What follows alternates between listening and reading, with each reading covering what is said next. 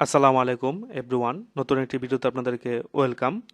আজকের এই ভিডিওতে আমি আপনাদেরকে দেখাবো কিভাবে কোনো ডকুমেন্ট বা কোনো পিকচার কিবোর্ডের শর্টকাটের মাধ্যমে আপনারা পার্মানেন্টভাবে ডিলিট করবেন। তো তার আগে বন্ধুরা, আপনাদের কাছে একটা রিকোয়েস্ট, যারা আপনারা আমার চ্যানেলকে সাবস্ক্রাইব করেন নাই তারা অবশ্যই আপনারা আমার চ্যানেলকে সাবস্ক্রাইব করে দিবেন, আর যারা সাবস্ক্রাইব করেছেন তাদেরকে অসংখ্য ধন্যবাদ।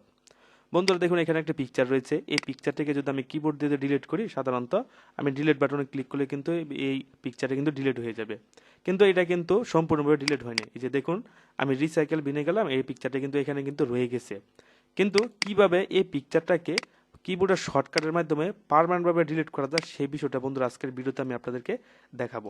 তো তার জন্য প্রথমত আপনারা এই পিকচারটাকে মার্ক করবেন। মার্ক করার পর কিবোর্ড থেকে শিফট বাটনের চাপ দিয়ে ডিলিট বাটনে ক্লিক করবেন, তারপর ইন্টারে ক্লিক করবেন। এই যে দেখুন বন্ধুরা, এই পিকচারটা কিন্তু পার্মানেন্টভাবে কিন্তু ডিলিট হয়ে গেছে। তো যদি বন্ধুরা ভিডিওটি ভালো লাগে তাহলে আপনারা অবশ্যই আমার চ্যানেলকে সাবস্ক্রাইব করবেন।